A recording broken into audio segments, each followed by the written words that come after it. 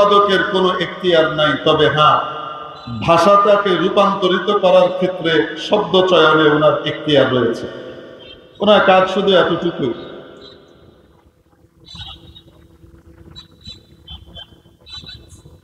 मेरे मुहतरम दोस्तों, आजीज और बुजुर्गो, अल्लाह तबारक व तआला एक हदीसे कुदसीते इरशाद करें, नबीजी बर्णना करছেন, ओ बांदा तुमिও চাও আমিও চাই, তুমিও চাও আমিও চাই, হবে সেটাই যেটা আমি চাই।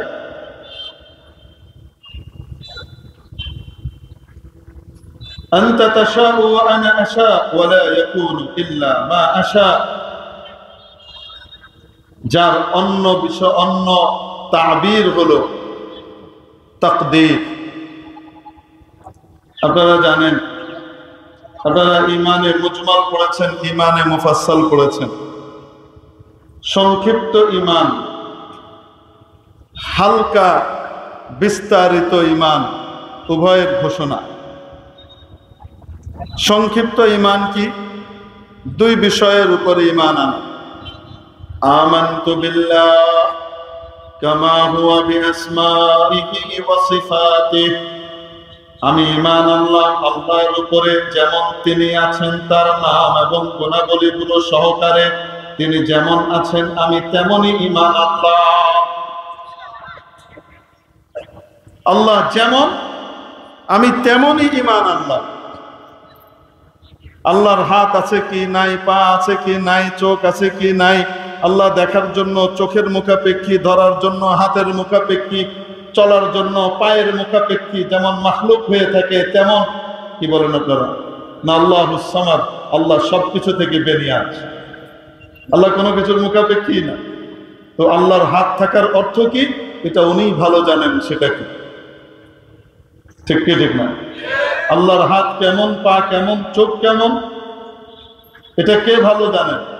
আল্লাহ ভালো জানেন কেমন।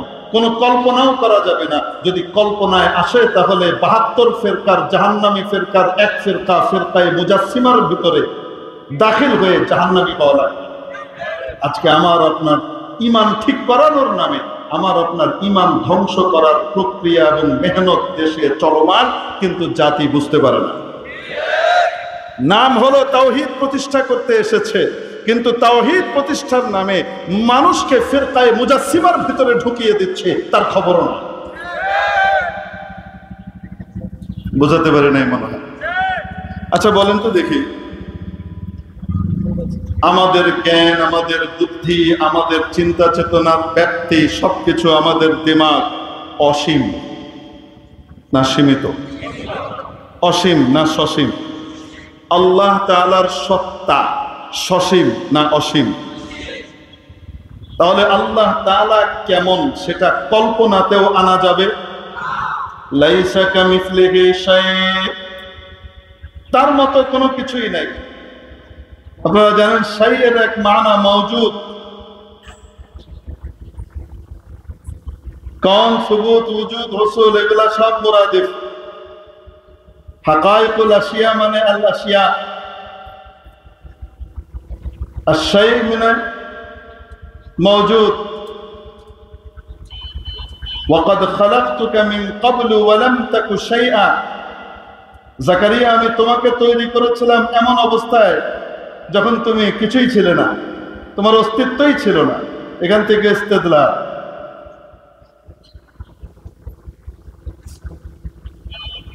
তো হাকাইকুল আশিয়া সাবিতাতুন মানে হলো আস-সাবিতাতু সাবিতাতুন। কিভাবে হলো? শাই মানে মওজুদ, আর মওজুদ আর সাবিত হাম মানা। হাকাইকুল আশিয়া মানে আল আশিয়া আই আল মওজুদা আই আস-সাবিতা আই আস-সাবিতাতু সাবিতাতুন। কজর এটা কি বললেন? এটা আপনাদের দরকার নেই, এটা আমাদের নিজেদের ঘরোয়া আলোচনা, মৌলভী সাহেবদের আলোচনা। কিছু আলোচনা আমাদেরই থাক, কি বলে? मेरे मुहतरम दोस्तों, आजीज बुजुर्ग, এজন্য বলছিলাম লাইসা কামিসলিহি শাই, আল্লাহর মতো কোনো কিছুই নাই। আল্লাহ নিজের পরিচয় দিয়েছেন কোরআনে কারিমে, আমার মতো কোনো কিছুই। মানুষের কল্পনায়ও যেটা আছে সেই কল্পনাটাও তো একটা কিছু। আল্লাহ বলছেন কোনো কিছুর মতোই আল্লাহ নন, তার মানে আমার কল্পনায় বা সারা দুনিয়ার মানুষের কল্পনায় যা আসবে আল্লাহ তারও ঊর্ধ্বে। আল্লাহ তেমন নন। একখানা হাদিস দেখাতে পারবেন না যে হাদিসের মধ্যে নবীজি সাল্লাল্লাহু আলাইহি ওয়াসাল্লামের হাতে কেউ ঈমান গ্রহণ করছে, আর ঈমান গ্রহণ করার পরে নবীজি তাকে শিখিয়ে দিচ্ছেন, মনে রেখো আল্লাহর কিন্তু হাত আছে, মনে রেখো আল্লাহ কিন্তু পা আছে। খোলাফায়ে রাশিদিনের আমলে হাজার হাজার মানুষ মুসলমান হয়েছে। মুসলমান হওয়ার বিবরণ হাদিসে পাওয়া যায়। কোন জায়গাতে একখানা হাদিস দেখাতে পারবেন না যেখানে আল্লাহর হাত পা নিয়ে তারা আলোচনা করেছেন ঈমানের ব্যাপারে, ঠিক না? করেন নাই। তাবায়ে তাবেঈনের যুগের ভিতরেও পাবেন না। তাহলে কে করলো, কোত্থেকে আসলো? এইটাই হলো মুহদাস। ওয়া কুল্লু মুহদাসাতিন বিদআহ ওয়া কুল্লু দালালাতিন ফিন্নার। মেরে মুহতারাম দোস্ত, আপনি বলেন তো দেখি, ঈমান শেখানো হচ্ছে কিভাবে? আমানতু বিল্লাহি কামা হুয়া। ঈমান আনলাম মানে আল্লাহর উপর যেমন তিনি আছেন তেমন। আপনি একজন কৃষককে জিজ্ঞেস করেন গিয়ে, তিনি মুসলমান না? সরেও সরে পড়েছেন, না আলিফ বাতাসা পড়েছেন, কিছুই পড়েন নাই, নামাজ পড়েন শিখে শিখে, মন শুনে শুনে সূরা ফাতিহা সূরা ফালাক নাস মুখস্থ করছেন। এরকম অনেক প্রাতিষ্ঠানিকভাবে শিক্ষার সার্টিফিকেট নাই, কিন্তু মানুষের মুখে মুখে শিখে দিন, শিখে নামাজ পড়ে, এরকম অনেক মানুষ আছে না নাই? আছে। ক্ষেতের কৃষককে গিয়ে আপনি জিজ্ঞেস করেন যে ভাই আল্লাহ কেমন, তো কৃষক কি বলবো? আল্লাহ কেমন মানে আল্লাহ যেমন আল্লাহ তেমন, তোর কি? বলবে কি বলবে না? আপনি আল্লাহকে বিশ্বাস করেন? হ্যাঁ অবশ্যই বিশ্বাস করি। আল্লাহ কয়জন? আল্লাহ একজন। আচ্ছা বলেন তো দেখি আল্লাহ কেমন? তো কৃষক কি উত্তর দিবে? এই ফাজিল, আল্লাহ কেমন মানে আল্লাহ যেমন আল্লাহ তেমন, তোর কি? ঠিক কি ঠিক না? তো বলেন তো দেখি এই কৃষকের ঈমান কি ভুল না ঠিক আছে? ঠিক আছে। এখন বিভিন্ন ভার্সিটি থেকে পড়ে আসলো, এসে আমাদের বাংলাদেশে ঢুকে, বাইরে থেকে পড়ে আসতেছে, এসে বাংলাদেশের ইমানদার কৃষকের ঈমান নষ্ট করার ধান্দা করতেছে। কিভাবে জানেন? আল্লাহর কিন্তু হাত আছে, আল্লাহর কিন্তু পা আছে। ইয়াদুল্লাহি ফাওকা আইদিহিম ওয়া ক্বালাতিল ইয়াহুদু ইয়াদুল্লাহি মাগলুলা খুল্লাত আইদিহিম ওয়া লুইনু বিমা ক্বালু। আল্লাহ কিন্তু হাত আছে। আপনাকে কিন্তু হানাফিরা শেখায়নি আল্লাহর হাত আছে। কবরে জিজ্ঞেস করবে তো আল্লাহর হাত আছে না পা আছে? কবরের 3 প্রশ্নের গুরুত্বপূর্ণ অংশ, কি বলেন আপনারা? এবং কিয়ামতের দিন যে 5টা প্রশ্নের উত্তর দেওয়া ছাড়া কোনো বনি আদমের পা নড়বে না, সেই প্রশ্ন 5টা প্রশ্নের মুখোমুখি সবাইকেই হতে হবে। উত্তর দেওয়া লাগুক চাই না লাগুক, ওই 5টা প্রশ্নের ভিতরে আল্লাহর হাত পা আছে কিনা এই অংশ আছে তো? বলেন না কেন? আল্লাহ আমাদেরকে সহি বুঝ দান করেন, বলে না। এখন আসলো আমাদের কি ঠিক করাবে? আসতে বলেন। ঈমান ঠিক করাবে। এতদিন নাকি এদেশের মানুষের ঈমান ঠিক ছিল না, তাই ঈমান ঠিক করাবার জন্য উনি তাশরীফ আনছেন। বিদেশের আরব বিশ্বের কিছু ইউনিভার্সিটি থেকে পড়াশোনা করে আসছেন। ওখান থেকে পড়াশোনা করে এসে সত্যিকারের তাওহীদও যেমন শিখায়, ঠিক তেমনি ভাবে তাওহীদ নষ্ট করে ফিরকায়ে মুজাসসিমার ভিতরে ঢোকানোর পায়তারাও কিছু মানুষ শেখায়। 2 রকমই আছে। আসার পরে এখন আল্লাহ কিন্তু হাত আছে, পা আছে, এগুলা যখন বলা শুরু করেছে, তখন বলেন তো দেখি এই যে সাধারণ মানুষ কৃষি কাজ করে, দিনমজুরি করে, দোকানদারি করে, বা জেনারেল লাইনেই পড়াশোনা করে, কিন্তু দিনই লাইনে সে অত উন্নত বা অত উপরের শিক্ষা দীক্ষা এখনো গ্রহণ করে নাই, এরকম ব্যক্তির সামনে যখন আল্লাহর হাতটাতে আলোচনা করবে, তখন স্বাভাবিকভাবে একজন মানুষের মাথার ভিতরে আল্লাহর হাতটা কেমন এই প্রশ্নটা দেখা দিবে কি দিবে না? দিয়ে তারপরে সে একটা কল্পনা করবে, আমার হাতের আঙ্গুল তো 5টা, আল্লাহর মনে হয় 50টা। আমার হাতের আঙ্গুলগুলো তো একটুখানি, আল্লাহর হাতের আঙ্গুলগুলো মনে হয় 3 কিলোমিটার লম্বা, মনে হয় 15 কিলোমিটার মোটা। এরকম এক একটা ভাব চিন্তা ভাবনা করে তার মাথার ভিতরে কোনো রকমের কল্পনা চিন্তা আসতে পারে কি পারে না? এই চিন্তাটা আসার কারণে এখন আকীদাটা ঠিক আছে না নষ্ট হয়েছে? আগে তো কৃষক সাহেবের মাথায় ছিল আল্লাহ কেমন, আল্লাহ যেমন তেমন। ইমান ঠিক ছিল না ভুল ছিল? ঠিক ছিল। এখন আল্লাহর হাত পায়ের আলোচনা করবার পরে এখন তার মাথার ভিতরে যা ঢুকলো, এখন ইমানটা ঠিক মতো আছে না এদিক ওদিক নড়াচড়া করে? আল্লাহ আমাদেরকে বুঝবার তৌফিক দান করে। অসীমকে কোনো সময় সসীমের মধ্যে ধারণ করা সম্ভব নয়। অসীমকে সসীমের মধ্যে ধারণ করা তো বহুত পরের কথা। একটা বড় সসীমকে একটা ছোট সসীমের ভিতরেও জায়গা দেওয়া সম্ভব হয় না, ঠিক কিনা? বাদশাহ আকবরের দরবারে বীরবল নামে তার নবরত্নের এক সদস্য ছিল। আপনারা জানেন জানেন জানেন বীরবল বড় বুদ্ধিমান মানুষ ছিলেন।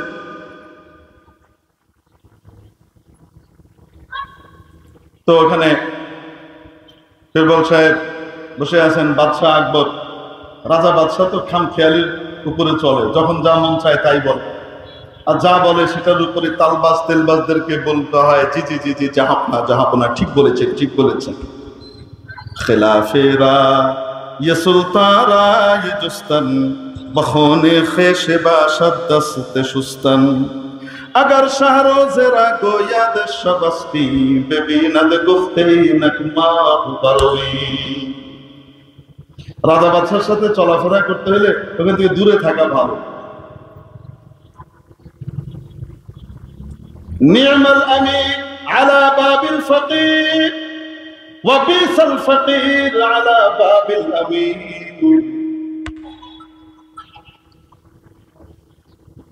যথাসম্ভব দূরে থাকা দরকার। হ্যাঁ, কোন সময় জাতি এবং উম্মতের মাসলাহাতের কারণে কাছে যেতেই হবে, নসিহা করতেই হবে। এটা তো নববী দায়িত্ব। এই দায়িত্ব ওলামায়ে কেরাম পালন করবেনই করবেন, ঠিক কি ঠিক না? কখনো নরম ভাষায়, কখনো গরম ভাষায়। যেমনি ভাবে তারা বাশীরও হবেন, তেমনি ভাবে তারা নাযীরও হবেন। উভয়টার ভিতরেই পুর হিকমত বয়ানও হবে। আসতে বলেন, ঠিক কিনা? সবসময় খালি মিঠা মিঠা বয়ান হবে তা নয়, কখনো কখনো গরম বয়ানেরও দরকার আছে না নাই? রাস্তার মোড়ে মোড়ে মূর্তি বানানো যাবে না।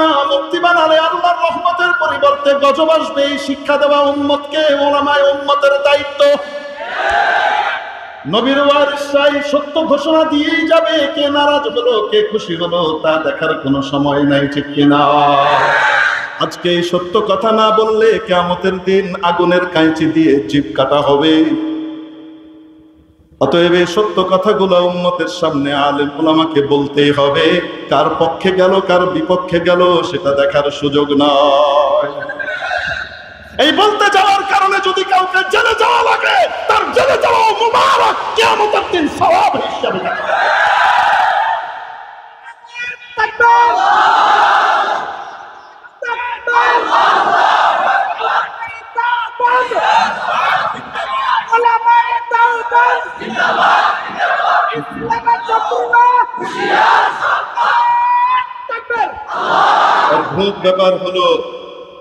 অদ্ভুত ব্যাপার হলো মাশাআল্লাহ, মদিনার সনদে দেশ চলবে ঘোষণা এসেছে।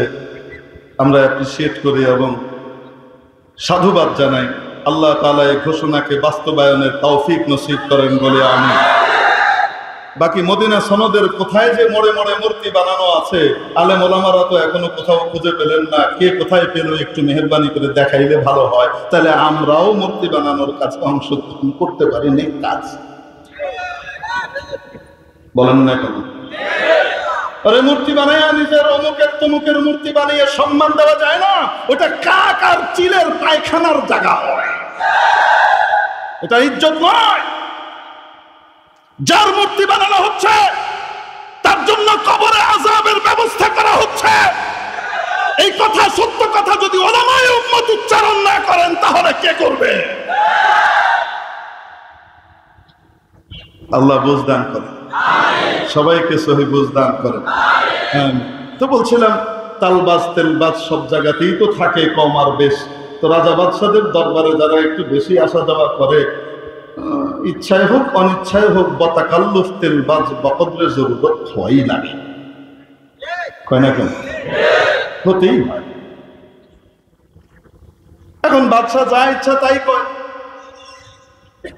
এজন্য বরদোস্তি পাদশাহ ওবর আওয়াজ খুশকোদ কা এতমাদ না তুয়া কর। বিশ্ববরেণ্য দার্শনিক বিশ্বকবি শেখ সাদি রহমতুল্লাহ আলাই তার জগৎ বিখ্যাত গ্রন্থ গুলিস্তার ভিতরে লিখেছেন, বরদোস্তি পাদশাহ ওবর আওয়াজ খুশকোদ কা এতমাদ না তুয়া কর। রাজা বাদশাদের বন্ধুত্ব আর নাবালক বাচ্চার সুললিত কিন্নর কণ্ঠের উপর আস্থা রাখা যায় না। কেন? কে আ বখয়ালে মুবদ্দল শবদ ওয়াই বখাবে মুতাগায়্যির গর্দ। রাজা বাদশার খেয়াল খুশি এক মুহূর্তেই চেঞ্জ হয়ে যেতে পারে। এই ভালো তো এই খারাপ, কন্যা জ্ঞান। এই পুরস্কার আর পুরস্কার, পুরস্কার আর পুরস্কার, ঘুষের পুরস্কার, সুদের পুরস্কার, দুর্নীতির পুরস্কার চলছে চলছে চলছে চলছে। 123টা বিশাল স্থাবর সম্পত্তির মালিকানা। হঠাৎ খেয়াল চেঞ্জ হয়ে গেল, সব ক্রোক। আরে কয় নাকি? আবার গিয়ে পর্দার আড়ালে গিয়ে হাতে পায়ে ধরে মাপটা চেয়ে নেওয়া হলো যে আর করবো না, মাফ করে দেন, আমি আসলে আপনার জায়গায় আছি। আচ্ছা ঠিক আছে, ব্যাংকে যা আছে উঠিয়ে নিয়ে বাইরে চলে যাও। বুঝুন নাই মনে হয়?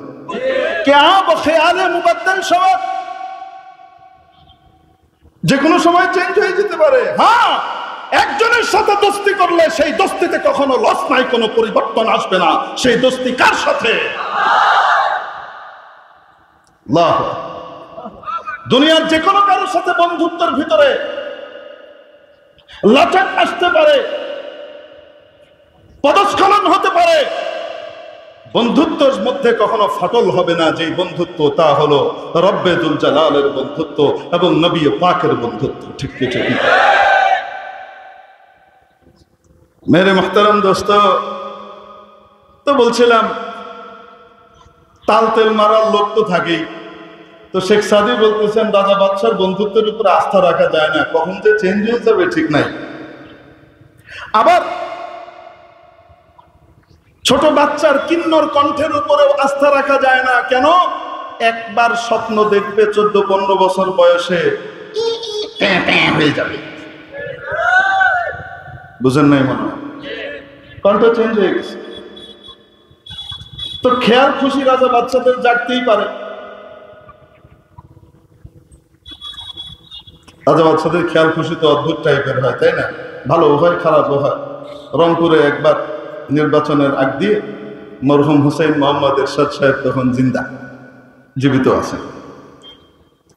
তো উনি ভোটে দাঁড়িয়েছেন তখন। তো সাংবাদিকদের মাশাআল্লাহ, এনারা তো সাংবাদিক যেমন হন সাংঘাতিকও তেমন হন, কেউ কেউ, সব না। তো গিয়ে খোঁচাখুচি করতেছে রংপুর, কাকে ভোট দিবেন চাচা? এক বুড়া চাচাকে ধরেছে, যে চাচা কিছু বুঝে টুঝে না মনে হয়। আসলে বলেন তো দেখি, বুড়া চাচারা বুঝে টুঝে না এমন কোন চাচা আছে? আরে চাচা তো এমনি হয় না, দাড়ি আর চুলগুলা তো এমনি পাকে নাই, বহুত অভিজ্ঞতার পরে দাড়ি চুলগুলা পেকেছে। আসতে বলেন ঠিক কি ঠিক না? তোমরা যারা মনে করো চাচারা কিছু বুঝে না, বুড়া মানুষের সামনে আমরা টিরিং যাই করি, ওনারা কিছু বুঝে টুঝে না। আরে তোমাদের এই বয়সটা পার করেই তারা এখানে এসেছেন, অভিজ্ঞতা তোমার 3 গুণ আছে। ঠিক কি ঠিক না? একটু হায়া শরম থাকা দরকার। ময় মুরব্বী দেখলে যেমন আগেকার, আমি দেখেছি স্কুল কলেজের বাচ্চারাও ময় মুরব্বী দেখলে সাথে সাথে কি করতো? সিগারেটটাকে লুকিয়ে ফেলত। বলেন না কেন? কলেজের ইউনিভার্সিটিতে পড়ে বা এখন বড় অফিসার সিগারেট খাচ্ছিল, খায়, কিন্তু হঠাৎ তার টিচারকে দেখেছে, হঠাৎ কোনো মুরব্বীকে দেখেছে, সাথে সাথে সিগারেটটা কোথায় লুকাবে এটার জন্য অস্থির হয়ে যায়। আপনারা দেখেছেন না? দেখেন না? এই হায়া, এই শরম, এটা কিন্তু হায়া, এই ঈমান। এই হায়ার মূল্যায়ন করা উচিত। এই হায়া আর এই শরম যখন উম্মতের ভিতর থেকে বিলুপ্ত হবে, ফাফআল মা শিতা, যা ইচ্ছা তাই করতে পারবে। প্রকাশ্য জনসভার ভিতরে, প্রকাশ্য লোকজনের মাঝে, সমাজের মধ্যে ব্যভিচারের মতো কাজ করবে, কোনো দিক ভিতর থাকবে না, কোন রকমের হিতাহিত জ্ঞান থাকবে না। এই অবস্থাও হতে, নাউযুবিল্লাহি মিন যালিক। দেশকে আল্লাহ সেদিকে যাওয়া থেকে রক্ষা করুন বলে আমি। মেরে মুহতারাম দোস্ত, তো বলছিলাম মুরব্বীদের চুল দাড়ি তো এমনি বাঁকে না। তো সাংবাদিক সাহেব বেছে বেছে এক বুড়া সাহেবকে বের করছেন, যিনি একটু সরল টরল, মানে কিছু বুঝবে টুঝবে না, রাজনৈতিক মার প্যাচের প্রশ্ন করে তার মন মতো তার প্রার্থীর পক্ষে একটু সহানুভূতি বের করবে, বুঝলেন না?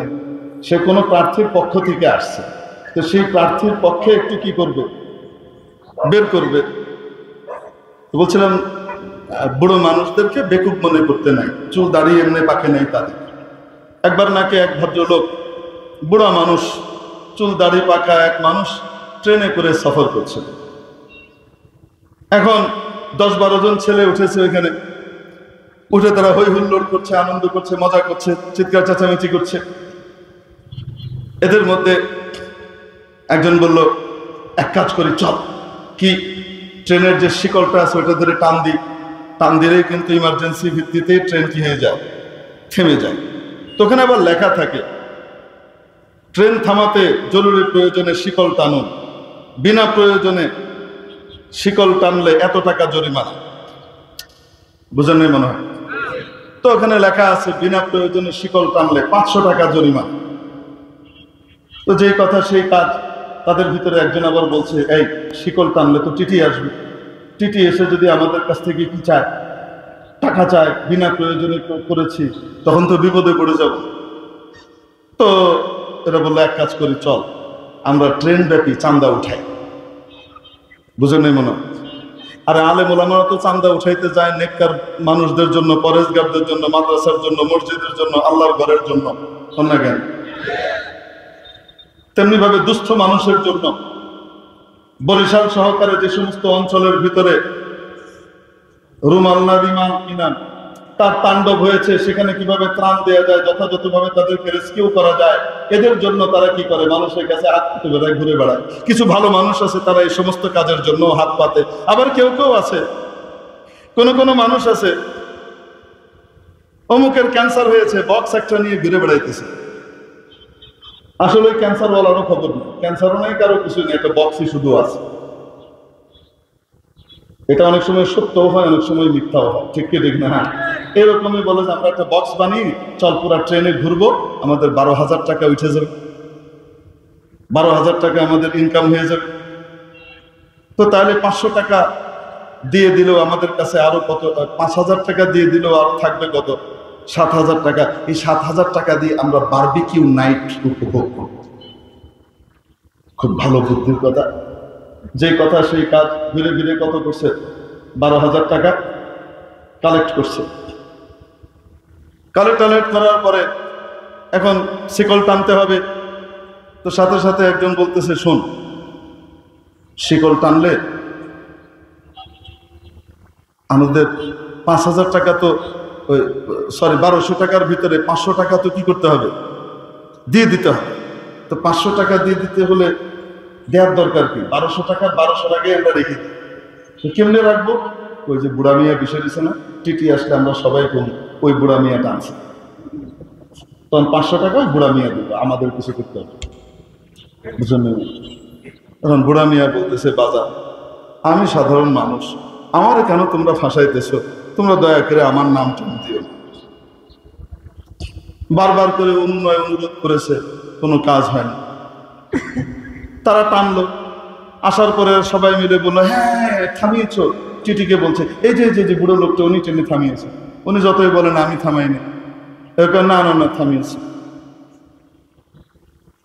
তো যখনই বলছে যে এই লোক থামিয়েছে, স্বীকার করছে না, সাথে সাথে বুড়ো বলছে যে হ্যাঁ আমি থামিয়েছি।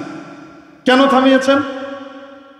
থামিয়েছি কারণ এই যে 12টা এই ছেলেগুলা আমার গলার ভিতরে ছুরি ধরেছিল, ছুরি ধরে আমার পকেটে 1200 টাকা ছিল, ছিনতাই করে নিয়ে গেছে, তাই বাধ্য হয়ে যান বাঁচাইতে আমি এটা টানছি। মারাত্মক কথা।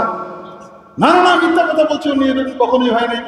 তো সাথে সাথে উনি বলতেছেন যে দেখেন, ওই যে ওই ছেলেটার পকেটে রাখা আছে 1200 টাকা, দেখেন ওই পকেটে আছে।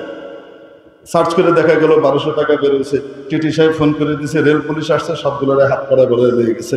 যাওয়ার সময় বুড়া মিয়া বলতেছেন, কি বাজান, মানা করছিলাম না, এগুলা এমনি পাকে নাই, তো মনে করছে এমনি পাকছে, এগুলা কি করে নাই, এমনি পাকে নাই, কারণ অভিজ্ঞতা দিয়ে পাকছে।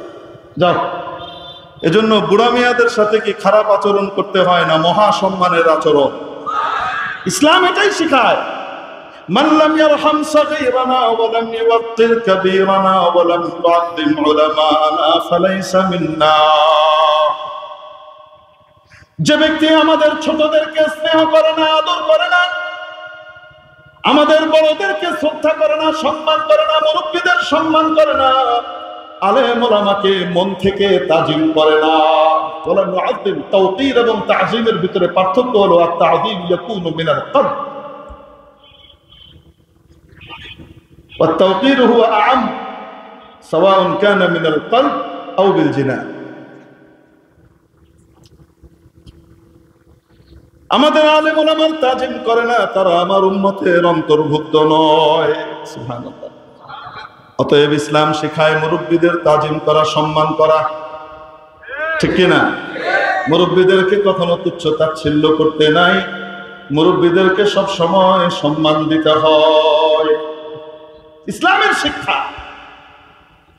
তো এখন ওই সাংঘাতিক সাহেব তার পক্ষের যে ক্যান্ডিডেট আছে, যার পক্ষ থেকে সে পকেটে নুন খেয়ে আসছে, তার পক্ষে কথা বের করার জন্য বেছে নিয়েছে একজন কাকে, বুড়া মানুষ বেছে নিয়ে বলছে, চাচা যান কাকে আপনি ভোট দেবেন? তো চাচা যান মানে কাক দেবো বাবা, আমার সওয়াল এরশাদ আছে না, এরশাদ কাকে দিব? আবার আমাদের ছেলে আছে এরশাদ, রংপুরের ছেলে এরশাদ আছে, তাক দিব। সাংবাদিকের তো মন মতো হয়নি, বুঝেন না, চাইছিল বের করবে আর এখন সে একটা কথা তুলে ধরছে, ধরে বলতেছে, আপনি এরশাদক বিয়ে দিবেন, ভোট দিবেন? এরশাদ সাহেবকে আপনি ভোট দিবেন? উনি তো কয়েকটা বিয়ে করছে। তো উনি কি করছেন? আসতে কর না কেন, ও তো কয়েকটা বিয়ে করছে, তাকে ভোট দিবেন? কারণ আমাদের সমাজের ভিতরে হোটেলে গিয়ে উল্টা পাল্টা করা, ফষ্টি নষ্টি করা, এদিক ওদিক এটা ওইটা করা, সেটা হলো প্রাইভেট ব্যাপার। এগুলো আপনারা আরো নেরো মাইন্ডেড কেন, এটা তার পার্সোনাল ব্যাপার, ওটার ভিতরে কথা বলবেন না। কিন্তু যদি কেউ হক হালালের সাথে বিয়ে করে, তাহলে তার মানুষের সাথে লেগে যাবে ইচ্ছা। নাউযুবিল্লাহ মিন যালিক। ঠিক কি ঠিক না? আমাদের এই পারসেপশন চেঞ্জ করা দরকার। এর অর্থ এই নয় যে আমি আপনাদের সবাইকে উৎসাহ দিচ্ছি আপনারা সবাই মিলে এক গাদা করে বিয়ে করতে থাকেন, সেটা না। কিন্তু কেউ যদি বিয়ে করে আর 4-এর নিচে তার বিয়ের সংখ্যা থাকে, তাহলে বিয়ে কি অবৈধ না বৈধ? লিমা তুহাররিমু মা আহাল্লাল্লাহু লাক। কোন এক প্রসঙ্গে নবীজিকে আল্লাহ তাআলা ভর্ৎসনা করছেন এই কথা বলে, ইয়া আইয়ুহান নবী, 28 পারার শেষ সূরা সূরাতুত তাহরিমের প্রথম আয়াত। কোন এক প্রসঙ্গে নবীজিকে বলছেন, ও নবী, আল্লাহ যেটা আপনার জন্য হালাল করেছেন সেটাকে আপনি কারো ভয়ে হারাম করেন কেন, নিষিদ্ধ করেন কেন?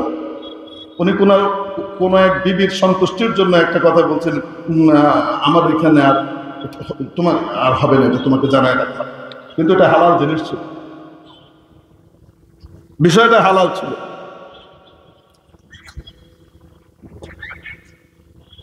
অবশ্যই একাধিক বিয়ে করবার জন্য কড়া কড়া শর্ত ইসলামে আছে, ঠিক কি ঠিক না?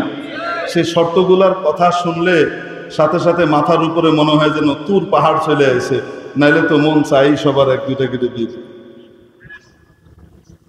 কিয়ামতের দিন এক কান এমন থাকবে, আরেক কান তরুণ থাকবে, এরকম করে আইবে। তো এটা সবাই দেখে বুঝবে এই লোকের 2 বিয়ে ছিল, 2 বউর সাথে ঠিক মতো ইনসাফ করে নাই। এই ভয়টয়গুলো শুনলে তখন তো আবার ভয় লেগে যায়।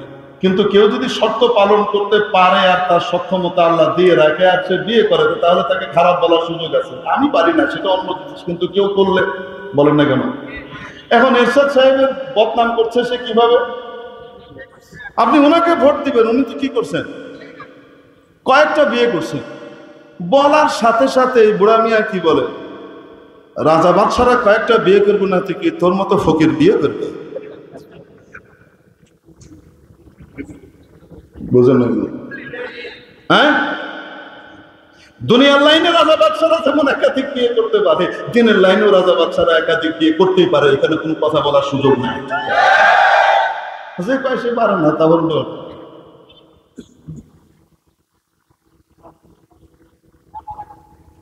মেরে মোহতারাম দোস্ত বলছিলেন তো রাজা বাদশাদের খেয়াল খুশির ব্যাপার সেবার আছে না? তো এখন বাদশাহ আকবরের এক এক সময় এক এক কথা মন চায়, এখন সে খেয়াল খুশি মতো বলে ফেলেছে। আপনাদের মনে আছে কোত্থেকে গেছিলাম? বাদশাহ আকবরের কাছ থেকে গেছিলাম। রাজা বাদশার খেয়াল খুশি। তো আসার পরে এখন বলতেছে জান্নাত স্বর্গ এইগুলো কোনো দরকারই নেই। নাউজুবিল্লাহ। কেন, কি হবে? জান্নাতে আর স্বর্গে তো যার যা মন চায় সেটাই পাবে, তাই তো। তো ইচ্ছে থাকলে তো দুনিয়াতেই সব চাওয়া পুরো করে দেয়া যায়।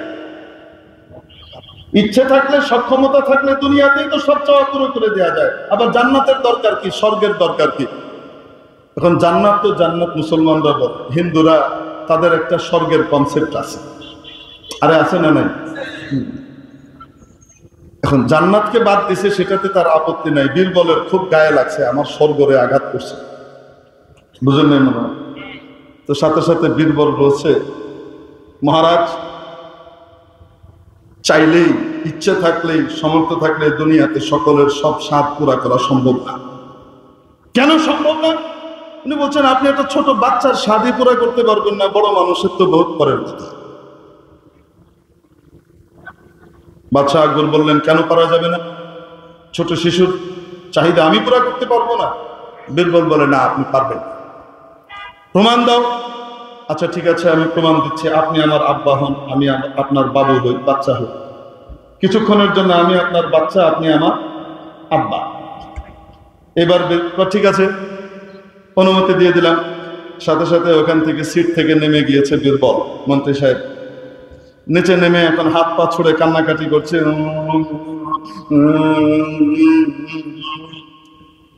এখন বাদশাহ তো, আকবর সাহেব তো বাবার ভূমিকায় অভিনয় করতে হবে না, তো সেও বাবার ভূমিকায় অভিনয় করছে আর বলছে, क्या चाहिए बेटे, क्यों रो रहे हो, क्या बात है बोलो, क्यों रो रहे हो?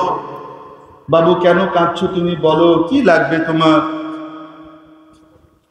मुझे खेलने के लिए एक पतीला चाहिए। বীরবল বলে, আমার খেলার জন্য একটা হাড়ি পাতিল লাগবে। খেলার পাতিল আছে না, এত বড়, হয়তো কত বড়, ছোট ছোট খেলার পাতিল লাগবে। বাদশাহ মনে মনে বলে, বীরবলের মাথা মনে হয় খারাপ হয়েছে, হ্যাং হয়ে গেছে। এই খেলনার পাতিল নিয়ে এসো। আদেশের সাথে সাথে এক গাদা খেলার পাতিল নিয়ে আসা হয়েছে। বীরবল কিছুক্ষণ এটা নিয়ে খেলতেছে, এটার ভিতরে আবার এটা বানায়, ওইটা বানায়, এরকম করে বানিয়ে, আব্বু এই নাও ফালুদা খাও, না খাও। নাই তো কিছু, খাবো কিভাবে, এরকম পাও না, এরকম করে খাও। খাওয়া শিখাইতেছে। কিছুক্ষণ খাইলো টাইলো বাপ, কিছুক্ষণ খেলাধুলা করে আবার বীরবল আবার হাত পা ছড়ে কান্নাকাটি শুরু করেছে। বাদশাহ বলে, क्यों रो रहे हो बेटी, क्या हो गया, बताओ क्या चाहिए तुम्हें? नहीं, तुम नहीं दे पाओगे, তুমি দিতে পারবা না। কি দিতে পারবো না? তোমার কি লাগবে বলো। मुझे एक हाथी चाहिए। আমার এটা কি লাগবে? হাতি লাগবে। যে কথা সেই কাজ। বাদশাহ বলেন, আমার সবচেয়ে বড় হাতি যেটা, ওটা নিয়ে এসো। হাতি এসে হাজির হলো। এখন কিছুক্ষণ হাতির সাথে বীরবল খেলে, ছোট বাচ্চারা যেমন খেলে, এরকম করে হাত দেয়, এরকম করে ডলে, সুর ধরে, এরকম করে আহ আহা, এরকম এরকম করে আদর টাদর করছে। হাতিও সুর উঠায় নামায়, বড় মজা চলছে। কিছুক্ষণ পরে আবার হাত পা ছুড়ে কান্নাকাটি শুরু হয়েছে। ও क्यों रो रहे हो बेटे, কেন কান্নাকাটি করছো? क्या हो गया, बोलो ना, क्यों रो रहे हो? इस हाथी को इस पतीले में घुसा दो, এই হাতিটাকে এই হাঁড়ির ভিতরে ঢুকিয়ে দাও।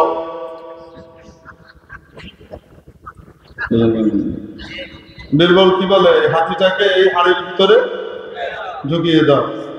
ফাবহিতা আকবর, আকবর রাহারা হয়ে গেল। আর কোনো উত্তর সে খুঁজে পেল না। উত্তর দেওয়ার আর কোনো কিছু আছে বলেন? কেন, হাতিকে এটার ভিতরে ঢুকানো সম্ভব না অসম্ভব? আসতে বলেন, সম্ভব না অসম্ভব? অসম্ভব। কেন? হাতি অসীম না, তার সীমা আছে? আসতে বলেন।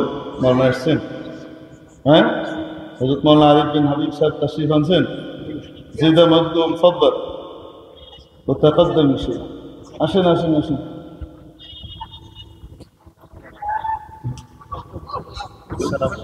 শেয়ার মাশাআল্লাহ। চেয়ার দেন, এনে সোফা দেন। না না না, এটা হয়নি। আহসানতা ওয়া আজাবতা ওয়া আরাহতানি।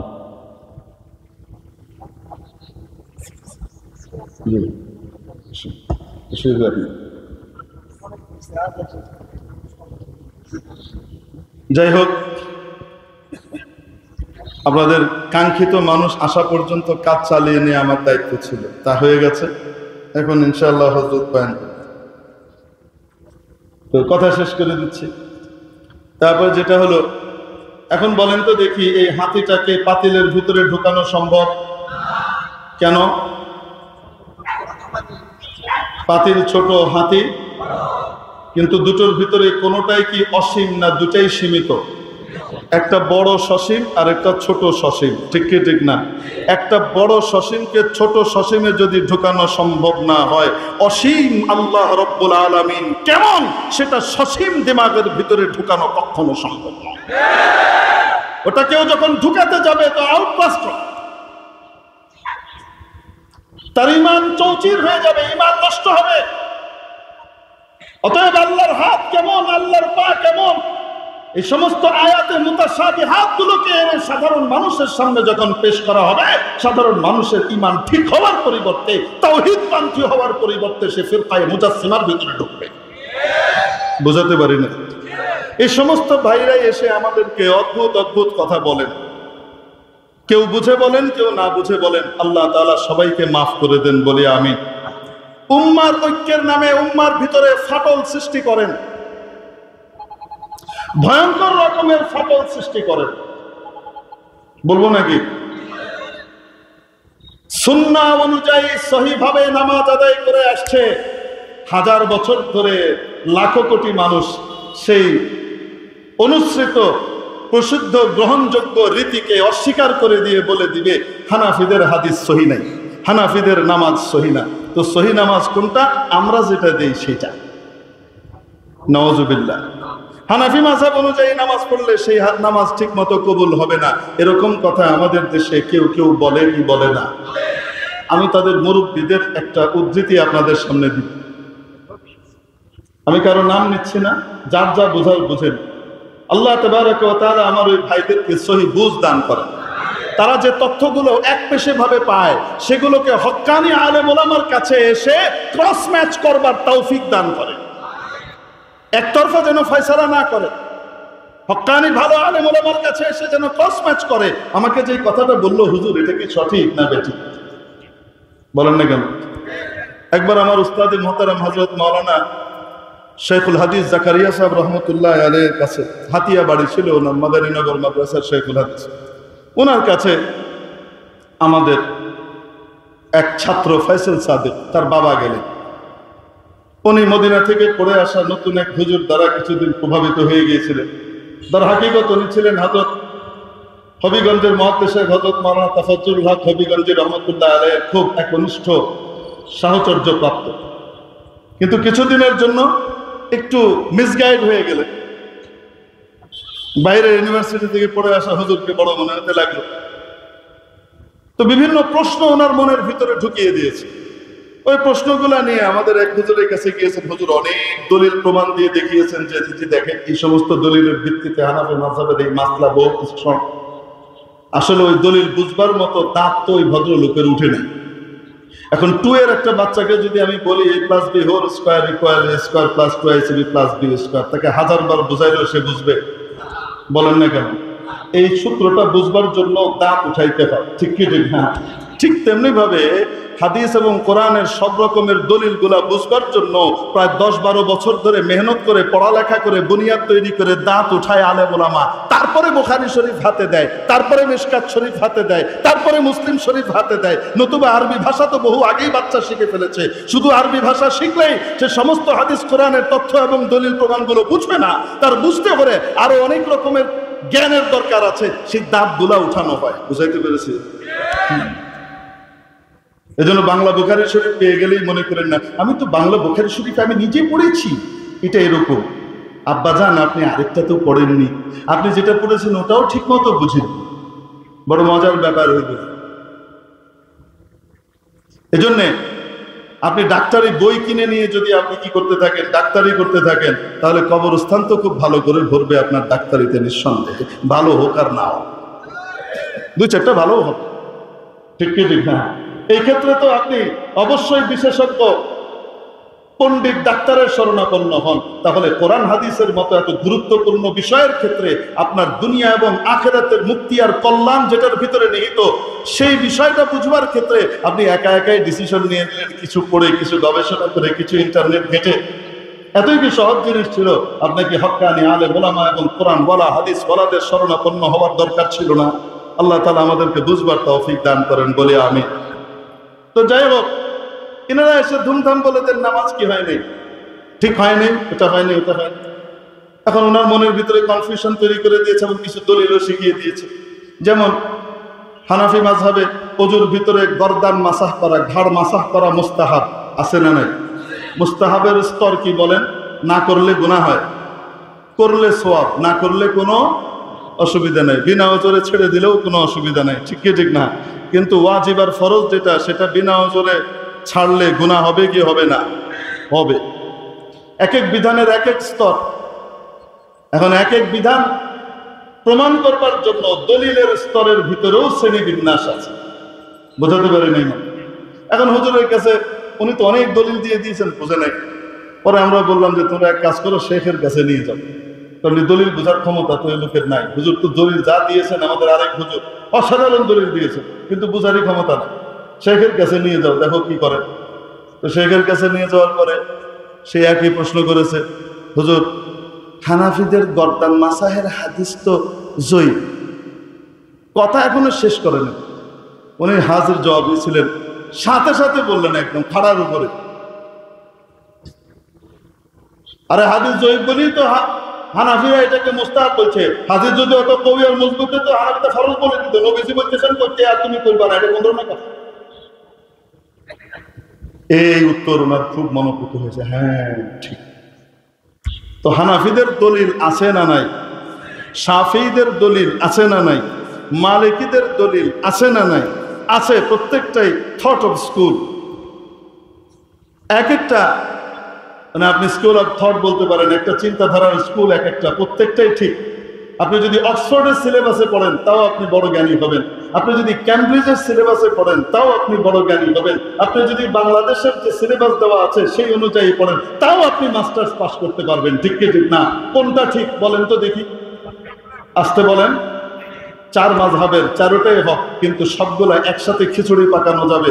হোমিওপ্যাথিকও ঠিক, অ্যালোপ্যাথিও ঠিক, জড়িবুটির সত্যিকারের ভালো হাকিমি চিকিৎসা যেটা, ওটাও ঠিক, কিন্তু সবগুলাকে যদি আপনি নিজের মতো খিচুড়ি পাকাইতে চান, এর অ্যালোপ্যাথিকের কিছু, হোমিওপ্যাথিকের কিছু, আর জড়িবুটির কিছু, রোগী ভালো হবে না মরবে।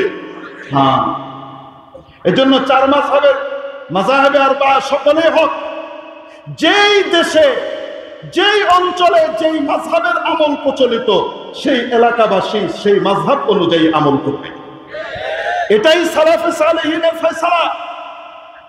আমি নিজেকে সালাফি দাবি করি, অথচ সালাফের তরিকাকে অস্বীকার করি, ভুল পদ্ধতিতে আমি সালাফকে স্বীকার করতে চাই, এটা কখনোই ঠিক হতে পারে না। আল্লাহ আমাদেরকে বুঝবার তৌফিক দান করুন। আমি আপনাদের সামনে এই আসার পথে আমাকে আমাদের সাথে যে হযরত ছিলেন উনি বললেন যে হুজুর এই বিষয়ে একটু আলোকপাত করেন, আমার ইচ্ছা ছিল না এই বিষয়ে বলবার। তারপরেও আমি আপনাদেরকে সৌদি আরবের সর্বোচ্চ ওলামা পরিষদ যেটা আছে, যেখানে 6 জন ওলামা একরামের 6 থেকে 7 জন আলেম থেকে শীর্ষস্থানীয় আলেম ওলামা, এবং এনাদের এক একজন আলেম ওয়াল্লাহি অনেক বড় বড় আলেম, এক একজন হাফেজুল হাদিস বলা যায়, তাদের মধ্যে শীর্ষ পর্যায়ের একজন হলেন, তাদের মধ্যে মাথা পর্যায়ের হযরত শেখ সালেহ আল ফাউজান হাফিজাহুল্লাহ, এখনো আছে। ওনাকে টেলিভিশনের ভিতরে লাইভ প্রশ্ন করা হয়েছিল যে নামাজ যে আমরা পড়ব কোন হিসাবে পড়ব, কোন তরিকায় পড়ব। উনি উত্তর দিয়েছেন হানাফি, শাফি, মালিকি, হাম্বলি, যে কোনো এক মাযহাবের তরিকা অনুযায়ী পড়বেন। উনি উত্তর দিয়েছেন হানাফি, শাফি, মালিকি, হাম্বলি, যে কোনো এক মাযহাবের, আসতে বলেন, তরিকা অনুযায়ী পড়বেন। তো সাথে সাথে উপস্থাপক প্রশ্ন করেছে, এই চারটার ভিতরে কোন মাযহাবকে ফলো করব? উনি বলেছেন মাযহাবুল বালাদ, যেই দেশে যেই মাযহাব প্রচলিত সেই দেশে সেই মাযহাব অনুযায়ী করবে। বুঝাতে পারি নাই? হযরত ইমাম মালিক ইবনে আনাস আল-আসবাহি রাহমাতুল্লাহ আলাইহি যখন জগৎ বিখ্যাত কিতাব লিখলেন হাদিসের মুয়াত্তা, তৎকালীন খলিফার কাছে হাদিস কিতাব পেশ করা হলো। উনি দাওয়াত দিয়ে জিজ্ঞেস করলেন, এই হাদিসের কিতাবের ভিতরে যা আছে সবই কি নির্ভরযোগ্য? উনি বললেন, হ্যাঁ, সব নির্ভরযোগ্য। বাদশা খুশি হয়ে গেলেন এবং বললেন, আমি এটার কপি করিয়ে সমস্ত প্রভিন্সে পাঠিয়ে দিব, সকল প্রদেশে পাঠিয়ে দিব, এবং সব জায়গায় বলে দিব সব রকমের আমল বাদ এই কিতাবে যা আছে রাসূল সাল্লাল্লাহু আলাইহি ওয়াসাল্লাম থেকে সাহাবী থেকে বর্ণিত, এইভাবেই সবাই আমল করবে। ইমাম মালিকের কিতাবের প্রচারের দায়িত্ব নিলেন খলিফা নিজে। কেমন প্রচার হতো কল্পনা করেন?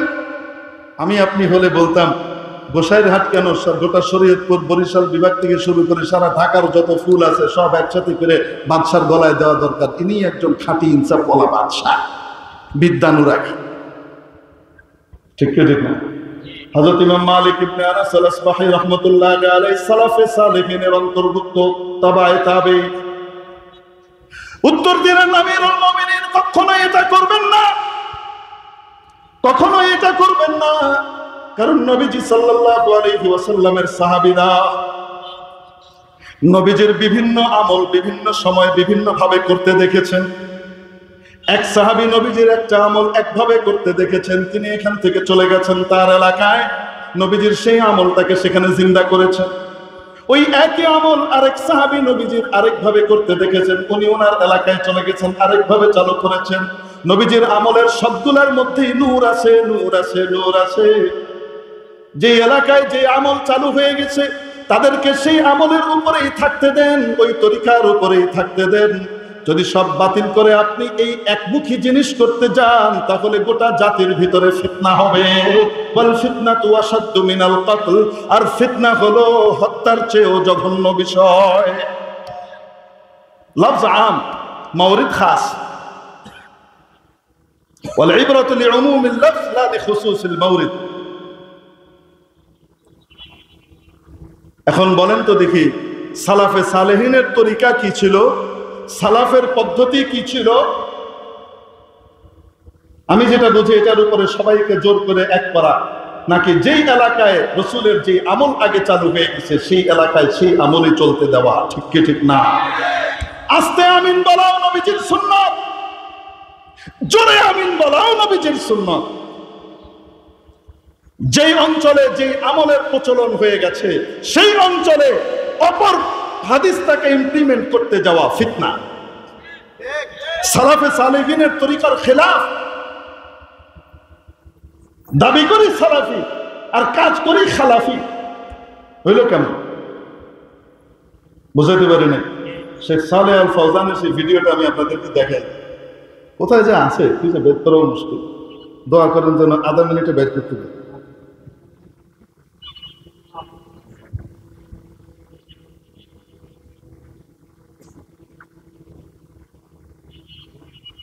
দেখেন এখন আর খুঁজে পেতেছি না।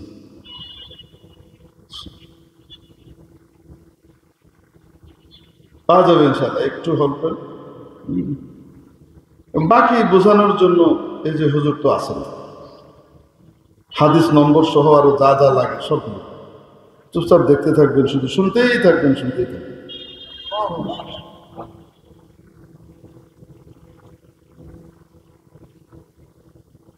বিসমিল্লাহ। أن تختلف الصلاة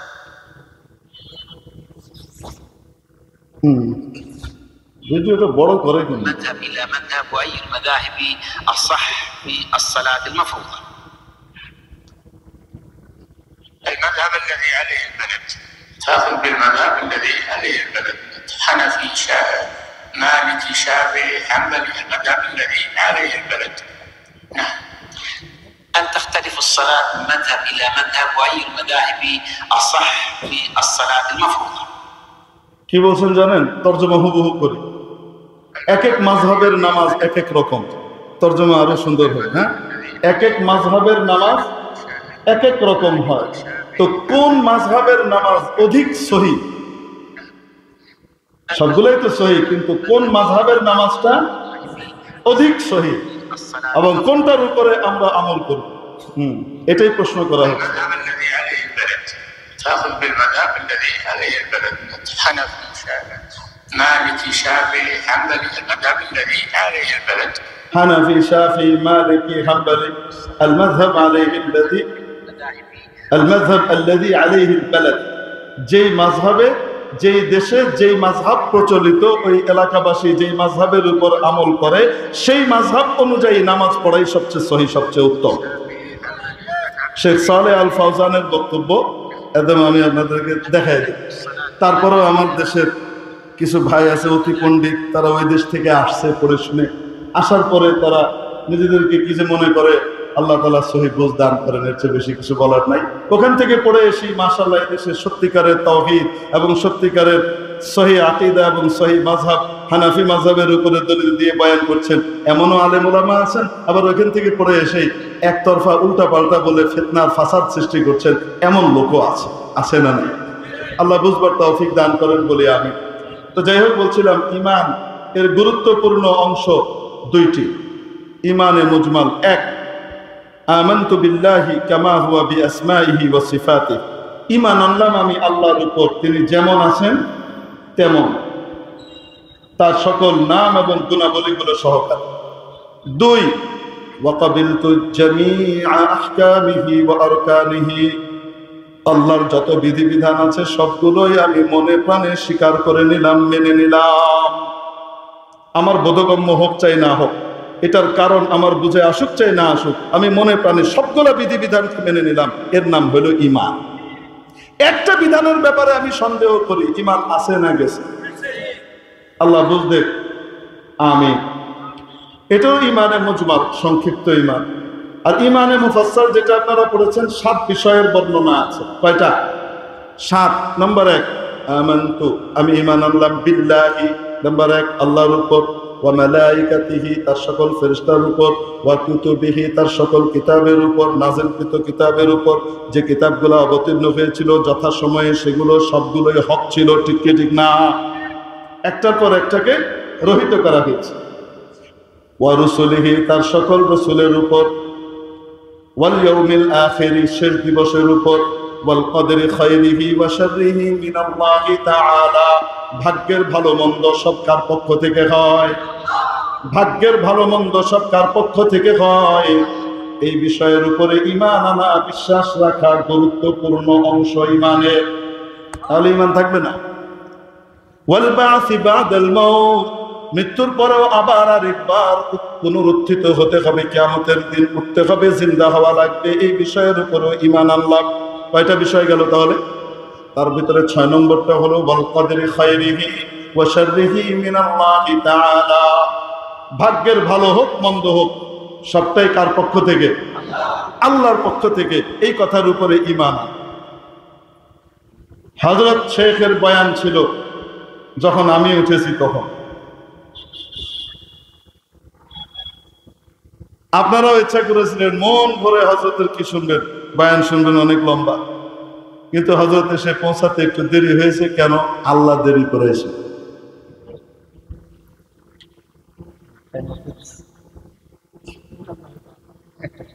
এটা কেন? হযরত বলছেন টাইম মতো আসছে, আলহামদুলিল্লাহ, মিনাল্লাহি তাআলা। বুঝেন নাই মনে হয়? হয়তো 5 মিনিট এদিকে ঢুকেছে, এটা কোনো মতাবার না, এই জন্য বললাম ওটা সময়ের ভিতরেই পড়ে। তো আমি আগে এসে যেহেতু পৌঁছাই গেছি, তো বলছে যে বেটা পরে ছিল, বেটার আগে বয়াত। তো আমি চিন্তা করলাম এটার ভিতরেই আল্লাহর খাস রহমত আছে, কারণ আগে যে বয়ান করবে তার তো মেয়াদ সীমিত হবে, পরে যে বয়ান করবে তার বয়ানের সময়সীমা হলো হাত্তা মাতলাইল ফজর, ফজর পর্যন্ত। ঠিক কি ঠিক?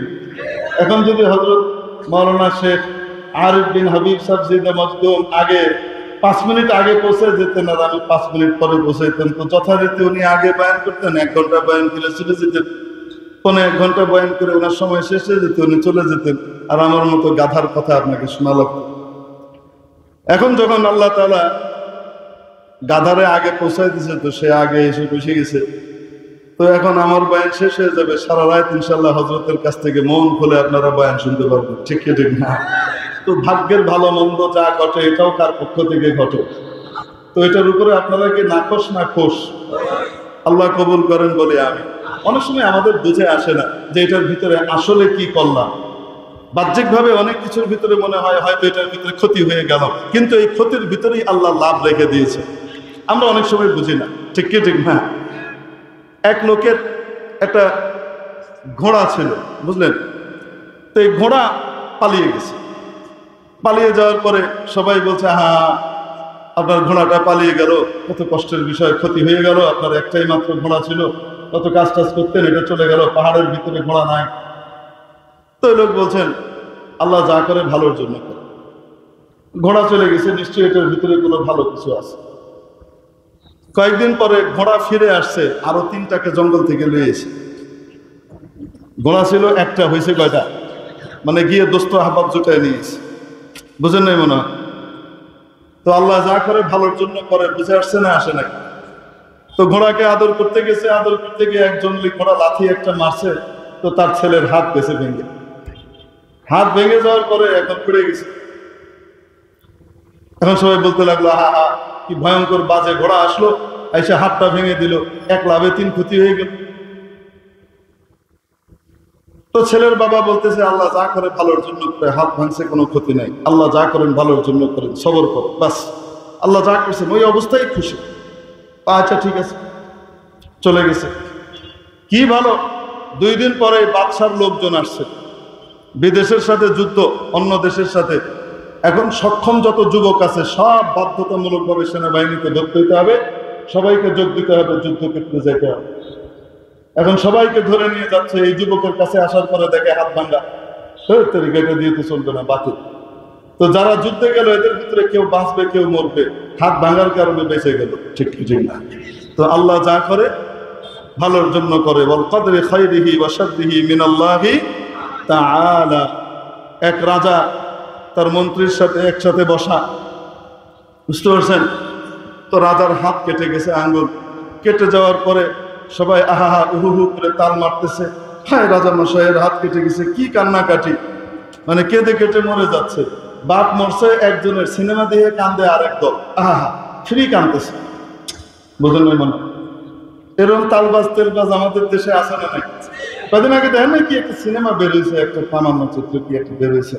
তো বাপ যার মারা গেছে উনি কান্দে শেষ করতে পারে না, তার চেয়ে জোরে সরে কাঁদতেছে, সিনেমা দেখে বাইরে এসে ভিডিও সব মনে করছে প্লট পাওয়া যেত, বুঝলেন মনে হয় প্লট তখন। যাই হোক, এখন তালবাজরা আহা উহু করে। মন্ত্রী সাহেব নেককার দিনদার পরেজগার মানুষ, মন্ত্রী বলতেছে রাজা মশাই এত আহা উহু করার কিছু নাই, হাত কেটে গেছে ঠিক হয়ে যাবে, হাত কেটে গেছে আল্লাহ যা করে ভালোর জন্য করে, ঠিক হয়ে যাবে। রাজার গেছে মেজাজ খারাপ হয়ে, আমার গেছে হাত কেটে ব্যথা পাই আমি, একে ভালো হয়েছে আমার, এই ঠিক আছে জেলখানায় বল। যে কথা সেই কাজ, ওই যে রাজা বাচ্চাদের খাম খেয়াল, ইচ্ছা হলো বদলাই গেল, এখন জেলখানায় নিয়ে যাচ্ছে। মন্ত্রীকে জেলের নাই, আর মন্ত্রী বলতেছে এই যে আপনি আমাকে জেলখানায় পাঠাচ্ছেন, এটার ভিতরেও কোনো আল্লাহ কল্যাণ রেখেছে, আল্লাহ যা করে ভালোর জন্য করে। রাজা মশাই বলে এর মাথা খারাপ হয়ে গেছে, পাগল হয়ে গেছে, মন্ত্রিত্ব হারায়া মাথা খারাপ হয়ে গেছে। কিছুদিন পরে রাজা মশাই গেছেন শিকার করতে যাওয়ার পরে সাথে আরো দলবল আছে, 4টার দল, যে হঠাৎ শিকার দেখেছেন, শিকারকে ধাওয়া দিয়েছেন উনি। তখন সন্ধ্যা হই আদো আধারে